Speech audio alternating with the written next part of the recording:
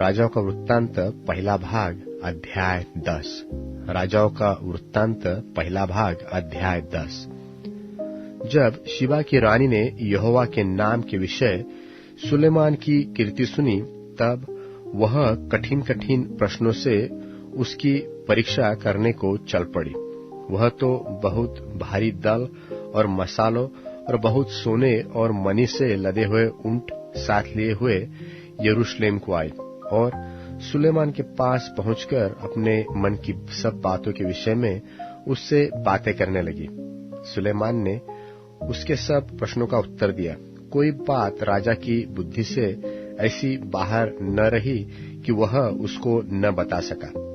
जब शिबा की रानी ने सुलेमान की सब बुद्धिमानी और उसका बनाया हुआ भवन और उसकी मेज पर का भोजन देखा और उसके कर्मचारी किस रीति बैठते और उसके टहलुए किस रीति खड़े रहते और कैसे कैसे कपड़े पहनते रहते हैं और उनके पिलाने वाले कैसे हैं और वह कैसी चढ़ाई है जिससे वह यहोवा के भवन को जाया करता है, यह सब जब उसने देखा तब वह चकित हो गई।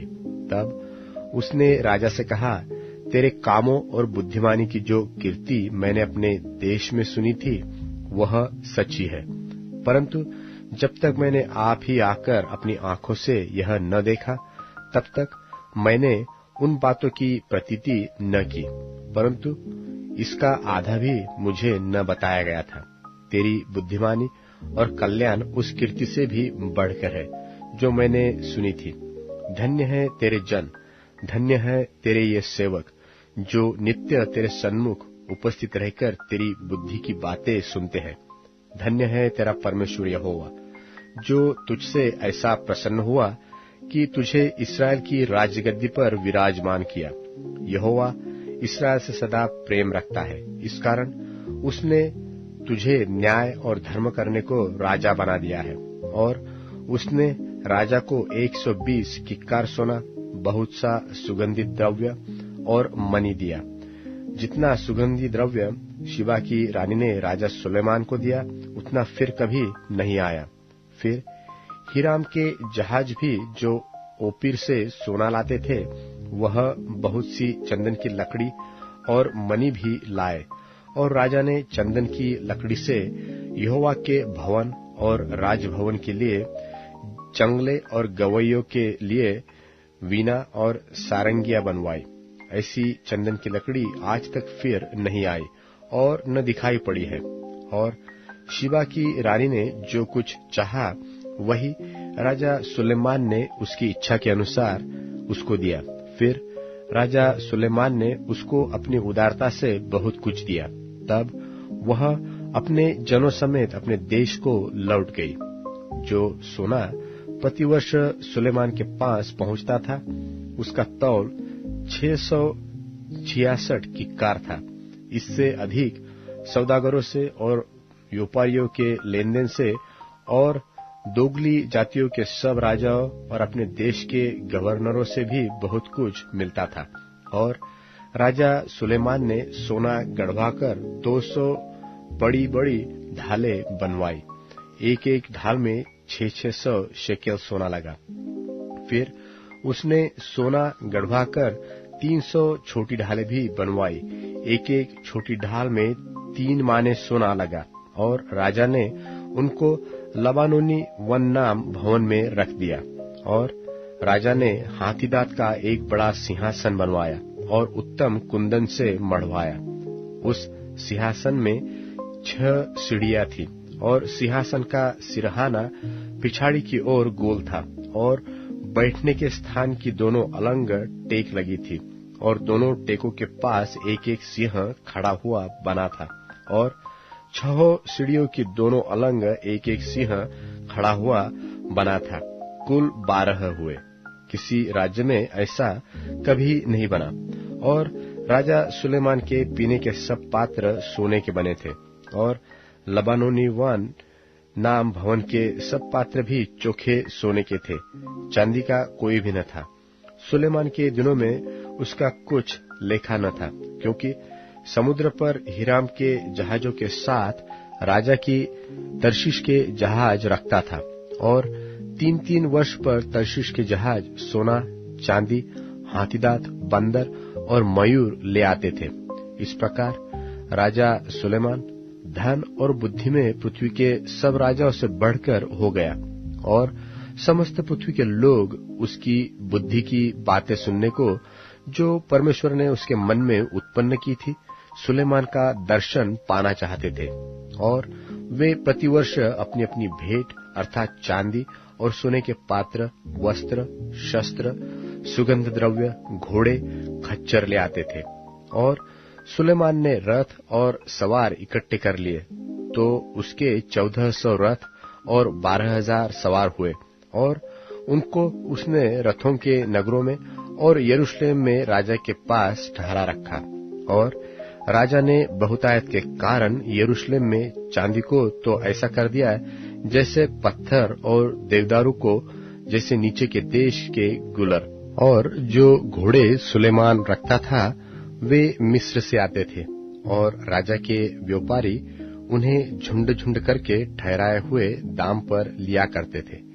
एक रथ तो 600 शेकेल चांदी पर और एक घोड़ा 150 शेकेल पर मिस्र से आता था। और इसी दाम पर वे हित्तियों और अराम के सब राजाओं के लिए भी व्यापारियों के द्वारा आते थे। राजाओं का वृत्तांत पहला भाग अध्याय 11। राजाओं का वृत्तांत पहला भाग अध्याय 11। सुलेमान का बिगाड़ और परमेश्वर का क्रोध और सुलेमान की मृत्यु। परंतु राजा सुलेमान फिरौन की बेटी और बहुतेरी और पराये स्त्रियों से, जो मुआबी, अम्मोनी, एदोनी, सिदोनी और हित्ती थी, प्रीति करने लगा। वे उन जातियों की थी जिनके विषय में यहोवा ने इस्राएलियों से कहा था कि तुम उनके मध्य में न जाना, और न वे तुम्हारे मध्य में आने पाए। वे तुम्हारा मन अपने देवताओं की ओर निसंदेह फेरेंगी। उन्हीं की प्रीति में सुलेमान लिप्त हो गया, और उसके 700 रानियां और 300 रखेलियां हो गई थी, और उसकी इन स्त्रियों ने उसका मन बहका दिया। सो जब सुलेमान बूढ़ा हुआ, तब उसकी स्त्रियों ने उसका मन पराये देवताओं की ओर बहका दिया, और उसका मन अपने पिता दाऊद की नाई अपने परमेश्वर यहोवा पर पूरी रीति से लगा न रहा। सुलेमान तो सिदोनियों की अश्तोरेत नाम देवी और अम्मोनियों के मलकोम नाम घृणित देवता के पीछे चला, और सुलेमान ने वह किया जो यहोवा की दृष्टि में बुरा है, और यहोवा के पीछे अपने पिता दाऊद की नाई पूरी रीति से न चला। उन दिनों सुलेमान ने यरूशलेम के सामने के पहाड़ पर मोआबियों के कमोश नाम घृणित देवता के लिए और अम्मोनियों के मोलेक नाम घृणित देवता के लिए एक एक ऊंचा स्थान बनाया, और अपनी सब पराये स्त्रियों के लिए भी, जो अपने अपने देवताओं को धूप जलाती और बलिदान करती थी, उसने ऐसा ही किया। तब यहोवा ने सुलेमान पर क्रोध किया, क्योंकि उसका मन इस्राएल के परमेश्वर यहोवा से फिर गया था, जिसने 2 बार उसको दर्शन दिया था, और उसने इसी बात के विषय में आज्ञा दी थी कि पराये देवताओं के पीछे न हो लेना। तो भी उसने यहोवा की आज्ञा न मानी, और यहोवा ने सुलेमान से कहा, तुझसे जो ऐसा काम हुआ है और मेरी बंधाई हुई वाचा और दी हुई विधि तूने पूरी नहीं की, इस कारण मैं राज्य को निश्चय तुझसे छीनकर तेरे एक कर्मचारी को दे दूंगा। तो भी तेरे पिता दाऊद के कारण तेरे दिनों में तो ऐसा न करूंगा, परंतु तेरे पुत्र के हाथ से राज्य छीन लूंगा। फिर भी मैं पूर्ण राज्य तो न छीन लूंगा, परंतु अपने दास दाऊद के कारण और अपने चुने हुए यरूशलेम के कारण मैं तेरे पुत्र के हाथ में एक गोत्र छोड़ दूंगा। सो यहोवा ने एदोमी हदद को, जो एदोमी राजवंश का था, सुलेमान का शत्रु बना दिया, क्योंकि जब दाऊद एदोम में था और योआब सेनापति मारे हुओं को मिट्टी देने गया, योआब तो समस्त इस्राएल समेत वहां 6 महीने रहा, जब तक कि उसने एदोम के सब पुरुषों को नाश न कर दिया।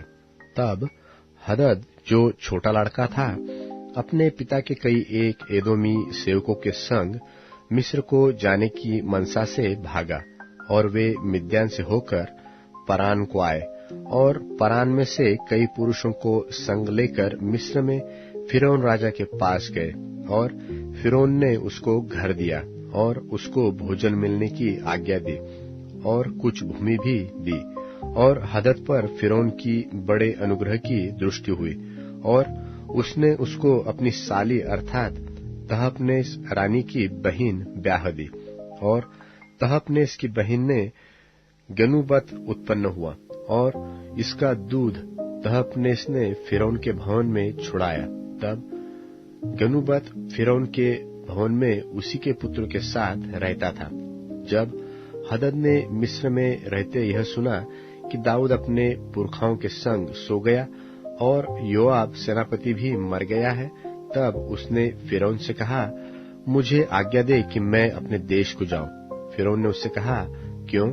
मेरे यहाँ तुझे क्या घटी हुई कि तू अपने देश को चला जाना चाहता है? उसने उत्तर दिया, कुछ नहीं हुई तो भी मुझे अवश्य जाने दे। फिर परमेश्वर ने उसका एक और शत्रु कर दिया, अर्थात एल्यादा के पुत्र रजोन को। वह तो अपने स्वामी सोबा के राजा हददेजेर के पास से भागा था, और जब दाऊद ने सोबा के जनों को घात किया, तब रजोन अपने पास कई पुरुषों को इकट्ठे करके एक दल का प्रधान हो गया, और वह दमिश्क को जाकर वही रहने और राज्य करने लगा। और उस हानि को छोड़ जो हदद ने की, रजोन भी सुलेमान के जीवन भर इसराइल का शत्रु बना रहा, और वह इसराइल से घृणा रखता हुआ अराम पर राज्य करता रहा। फिर नबात का और सरुआह नाम एक विधवा का पुत्र यरोबाम नाम एक एप्रेमी सरेदाबासी जो सुलेमान का कर्मचारी था, उसने भी राजा के विरुद्ध सिर उठाया। उसका राजा के विरुद्ध सिर उठाने का यह कारण हुआ कि सुलेमान मिल्लो को बना रहा था और अपने पिता दाऊद के नगर के दरार बंद कर रखा था। यरोबाम बड़ा शूरवीर था, और जब सुलेमान ने जवान को देखा कि यह परिश्रमी है, तब उसने उसको यूसुफ के घराने के सब काम पर मुखिया ठहराया। उन्हीं दिनों में यरोबाम यरूशलेम से निकलकर जा रहा था कि शिलोवासी अहिय्याह नबी नई चादर ओढ़े हुए मार्ग पर उससे मिला, और केवल वे ही दोनों मैदान में थे। और अहिय्याह ने अपनी उस नई चादर को ले दिया और उसे फाड़कर 12 टुकड़े कर दिया। तब उसने यरोबाम से कहा, 10 टुकड़े ले ले, क्योंकि इस्राएल का परमेश्वर यहोवा यो कहता है कि सुन, मैं राज्य को सुलेमान के हाथ से छीनकर 10 गोत्र तेरे हाथ में कर दूंगा, परंतु मेरे दास दाऊद के कारण और यरूशलेम के कारण जो मैंने इस्राएल के सब गोत्रों में से चुना है, उसका एक गोत्र बना रहेगा। इसका कारण यह है कि उन्होंने मुझे त्याग कर सीदोनियों की देवी अश्तोरेत और मोआबियों के देवता कमोश और अम्मोनियों के देवता मिल्कोम को दंडवत किया है, और मेरे मार्गों पर नहीं चले, और जो मेरी दृष्टि में ठीक है वह नहीं किया, और मेरी विधियों और नियमों को भी नहीं माना, जैसा कि उसके पिता दाऊद ने किया।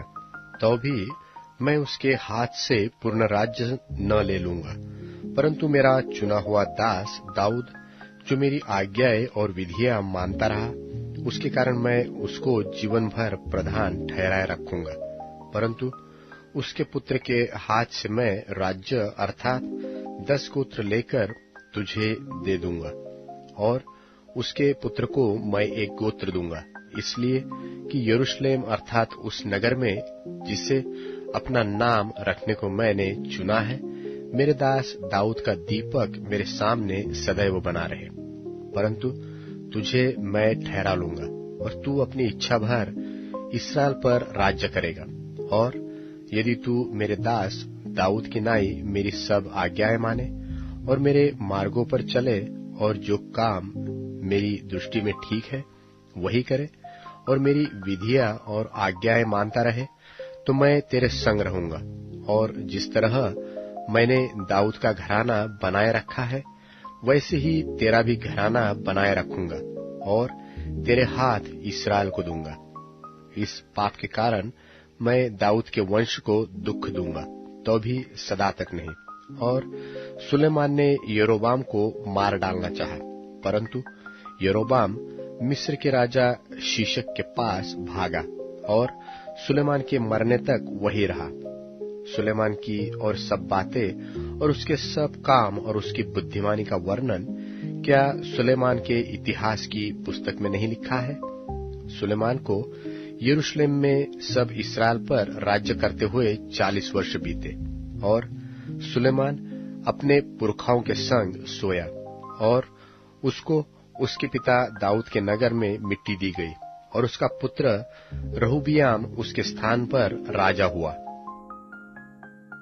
राजाओं का वृत्तांत पहला भाग अध्याय 12।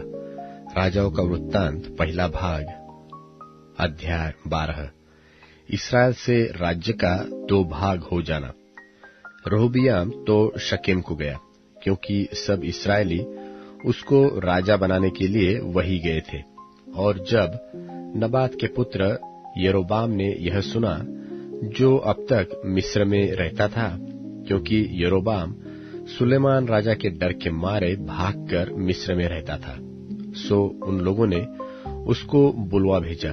तब यरोबाम और इस्राएल की समस्त सभा रहूबियाम के पास जाकर यो कहने लगी कि तेरे पिता ने तो हम लोगों पर भारी जुआ डाल रखा था, तो अब तू अपने पिता की कठिन सेवा को और उस भारी जुए को जो उसने हम पर डाल रखा है कुछ हल्का कर, तब हम तेरे अधीन रहेंगे। उसने कहा, अभी तो जाओ और 3 दिन के बाद मेरे पास फिर आना। तब वे चले गए।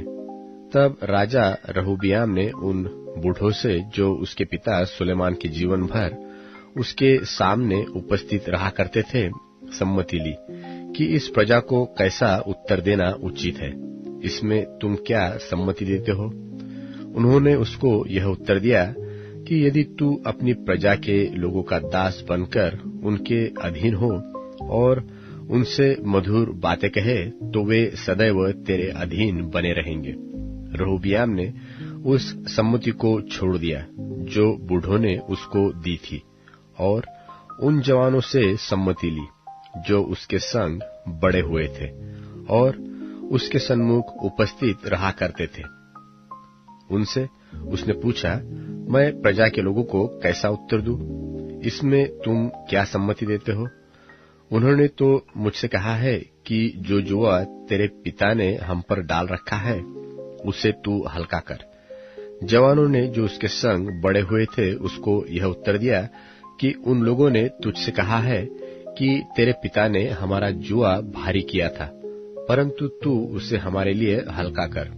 तू उनसे यो कहना कि मेरी छिंगुलिया मेरे पिता की कमर से भी मोटी है। मेरे पिता ने तुम पर जो भारी जुआ रखा था उसे मैं और भी भारी करूंगा। मेरा पिता तो तुमको कोड़ों से ताड़ना देता था, परंतु मैं बिच्छुओं से दूंगा। तीसरे दिन जैसे राजा ने ठहराया था कि तीसरे दिन मेरे पास फिर आना, वैसे ही यारोबाम और समस्त प्रजागण रहूबियाम के पास उपस्थित हुए। तब राजा ने प्रजा से कड़ी बातें की और बूढ़ों की दी सम्मति हुई छोड़कर जवानों की सम्मति के अनुसार उनसे कहा कि मेरे पिता ने तो तुम्हारा जुआ भारी कर दिया, परंतु मैं उसे और भी भारी कर दूंगा। मेरे पिता ने तो कोड़ों से तुमको ताड़ना दी, परंतु मैं तुमको बिच्छुओं से ताड़ना दूंगा। सो राजा ने प्रजा की बात नहीं मानी। इसका कारण यह है कि जो वचन यहोवा ने शिलोवासी अहिय्याह के द्वारा नबात के पुत्र यारोबाम से कहा था, उनको पूरा करने के लिए उसने ऐसा ही ठहराया था। जब सब इस्राएल ने देखा कि राजा हमारी नहीं सुनता, तब वे बोले कि दाऊद के साथ हमारा क्या अंश? हमारा जो यिशै के पुत्र में कोई भाग नहीं। हे इस्राएल, अपने अपने डेरे को चले जाओ। अब हे दाऊद, अपने ही घराने की चिंता कर।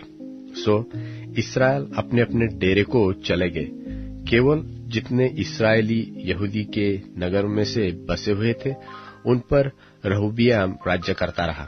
तब राजा रहूबियाम ने अदोराम को, जो सब बेगारों पर अधिकारी था, भेज दिया और सब इस्राएलियों ने उसको पत्थरवाह किया और वह मर गया। तब रहूबियाम फुर्ती से अपने रथ पर चढ़कर यरूशलेम को भाग गया और इस्राएल दाऊद के घराने से फिर गया और आज तक फिरा हुआ है। यह सुनकर कि यरोबाम लौट आया है, समस्त इस्राएल ने उसको मंडली में बुलवा भेजकर पूर्ण इस्राएल के ऊपर राजा नियुक्त किया और यहूदा के गोत्र को छोड़कर दाऊद के घराने से कोई मिला न रहा। जब रहूबियाम यरूशलेम को आया तब उसने यहूदा के संपूर्ण घराने को और बिन्यामीन के गोत्र को, जो मिलकर 1,80,000 अच्छे योद्धा थे, इकट्ठा किया कि वे इस्राएल के घराने के साथ लड़कर सुलेमान के पुत्र रहूबियाम के वश में फिर राज्य कर दे। तब परमेश्वर का यह वचन परमेश्वर के जन शमायाह के पास पहुंचा कि यहूदा के राजा सुलेमान के पुत्र रहूबियाम से कह और यहूदा और बिन्यामीन के सब घराने से और सब लोगों से यह कह, यहोवा यो कहता है कि अपने भाई इस्राएलियों पर चढ़ाई करके युद्ध न करो, तुम अपने अपने घर लौट जाओ, क्योंकि यह बात मेरी ही ओर से हुई है। यहोवा का यह वचन मानकर उन्होंने उसके अनुसार लौट जाने को अपना अपना मार्ग लिया। तब यरोबाम एफ्रेम के पहाड़ी देश के शकेम नगर को दृढ़ करके उसमें रहने लगा। फिर वहां से निकलकर पनूएल को भी दृढ़ किया। तब यरोबाम सोचने लगा कि अब राज्य दाऊद के घराने का हो जाएगा। यदि प्रजा के लोग यरूशलेम में बलि करने को जाए तो उसका मन अपने स्वामी यहूदा के राजा रहूबियाम की ओर फिरेगा और वे मुझे घात करके यहूदा के राजा रहूबियाम के हो जाएंगे। तो राजा ने सम्मति लेकर सोने के 2 बछड़े बनवाए और लोगों से कहा, यरूशलेम को जाना तुम्हारी शक्ति के बाहर है, इसलिए हे इस्राएल अपने देवताओं को देखो जो तुम्हें मिस्र देश से निकाल लाए हैं। तो उसने एक बछड़े को बेतेल और दूसरे को दान में स्थापित किया और यह बात पाप का कारण हुई, क्योंकि लोग उस एक के सामने दंडवत करके दान तक जाने लगे। और उसने ऊंचे स्थानों के भवन बनाए और सब प्रकार के लोगों में से जो लेवी वंशी न थे याजक ठहराए। फिर यारोबाम ने 8वें महीने के 15वें दिन यहूदा के पर्व के समान एक पर्व ठहराया और वेदी पर बलि चढ़ाने लगा। इस रीति उसने बेतेल में अपने बनाए हुए बछड़ों के लिए वेदी पर बलि किया और अपने बनाए हुए ऊंचे स्थानों में याजकों को बेतेल में ठहरा दिया। और जिस महीने की उसने अपने मन में कल्पना की थी, अर्थात 8वें महीने के 15वें दिन को वह बेतेल में अपनी बनाई हुई वेदी के पास चढ़ गया। उसने इस्राएलियों के लिए एक पर्व ठहरा दिया और धूप जलाने को वेदी के पास चढ़ गया। प्रेरितों के कामों का वर्णन 12वां अध्याय। उस समय हेरोदेस राजा ने कलीसिया के कई एक व्यक्तियों को दुख देने के लिए उन पर हाथ डाले। उसने यूहन्ना के भाई याकूब को तलवार से मरवा डाला, और जब उसने देखा कि यहूदी लोग इससे आनंदित होते हैं तो उसने पतरस को भी पकड़ लिया। वे दिन अख़मीरी रोटी के दिन थे, और उसने उसे पकड़ के बंदी गृह में डाला और रखवाली के लिए 4-4 सिपाहियों के 4 पहरों में रखा, इस मनसा से कि फसह के बाद उसे लोगों के सामने लाए। सो बंदी गृह में पतरस की रखवाली हो रही थी, परंतु कलीसिया उसके लिए लौ लगाकर परमेश्वर से प्रार्थना कर रही थी। और जब हेरोदेस उसे उनके सामने लाने को था, तो उसी रात पतरस 2 जंजीरों से बंधा हुआ 2 सिपाहियों के बीच में सो रहा था, और पहरुए द्वार पर बंदी गृह की रखवाली कर रहे थे। तो देखो, प्रभु का एक स्वर्गदूत आ खड़ा हुआ, और उस कोठरी में ज्योति चमकी, और उसने पतरस की पसली पर हाथ मार के उसे जगाया और कहा, उठ, फुर्ती कर। और उसके हाथों से जंजीरें खुलकर गिर पड़ी। तब स्वर्गदूत ने उससे कहा, कमर बांध और अपने जूते पहन ले। उसने वैसा ही किया। फिर उसने उससे कहा, अपना वस्त्र पहनकर मेरे पीछे हो ले। वह निकलकर उसके पीछे हो लिया, परंतु यह न जानता था कि जो कुछ स्वर्गदूत कर रहा है वह सचमुच है, वरन यह समझा कि मैं दर्शन देख रहा हूँ। तब वे पहले और दूसरे पहरे से निकलकर उस लोहे के फाटक पर पहुंचे जो नगर की ओर है। वह उनके लिए आप से आप खुल गया और वे निकलकर एक ही गली होकर गए। इतने में स्वर्गदूत उसे छोड़कर चला गया। तब पतरस ने सचेत होकर कहा, अब मैंने सच जान लिया कि प्रभु ने अपना स्वर्गदूत भेजकर मुझे हेरोदेस के हाथ से छुड़ा लिया और यहूदियों की सारी आशा तोड़ दी। और यह सोचकर वह उस यूहन्ना की माता मरियम के घर आया जो मरकुस कहलाता है। वहां बहुत लोग इकट्ठे होकर प्रार्थना कर रहे थे। जब उसने फाटक की खिड़की खटखटाई तो रूदे नाम एक दासी सुनने को आई, और पतरस का शब्द पहचानकर उसने आनंद के मारे फाटक न खोला, परंतु दौड़कर भीतर गई और बताया कि पतरस द्वार पर खड़ा है। उन्होंने उससे कहा, तू पागल है? परंतु वह दृढ़ता से बोली कि ऐसा ही है। तब उन्होंने कहा, उसका स्वर्गदूत होगा। परंतु पतरस खटखटाता ही रहा। सो उन्होंने खिड़की खोली और उसे देखकर चकित हो गए। तब उसने उन्हें हाथ से सैन किया कि चुप रहें, और उनको बताया कि प्रभु किस रीति से मुझे बंदीगृह से निकाल लाया है। फिर कहा कि याकूब और भाइयों को यह बात कह देना। तब निकलकर दूसरी जगह चला गया। भोर को सिपाहियों में बड़ी हलचल होने लगी कि पतरस क्या हुआ। जब हेरोदेस ने उसकी खोज की और न पाया तो पहरुओं की जांच करके आज्ञा दी कि वे मार डाले जाएं, और वह यहूदिया को छोड़कर कैसरिया में जा रहा। और वह सूर और सैदा के लोगों से बहुत अप्रसन्न था। सो वे एक चित्त होकर उसके पास आए और बलास्तुस को, जो राजा का एक कर्मचारी था, मनाकर मेल करना चाहा, क्योंकि राजा के देश से उनके देश का पालन पोषण होता था। और ठहराए हुए दिन हेरोदेस राजवस्त्र पहनकर सिंहासन पर बैठा और उनको व्याख्यान देने लगा। और लोग पुकार उठे कि यह तो मनुष्य का नहीं, परमेश्वर का शब्द है। उसी क्षण प्रभु के एक स्वर्गदूत ने तुरंत उसे मारा, क्योंकि उसने परमेश्वर की महिमा न की, और वह कीड़े पड़ के मर गया। परंतु परमेश्वर का वचन बढ़ता और फैलता गया। जब बरनबास और शाऊल अपनी सेवा पूरी कर चुके तो यूहन्ना को, जो मरकुस कहलाता है, साथ लेकर यरूशलेम से लौटे।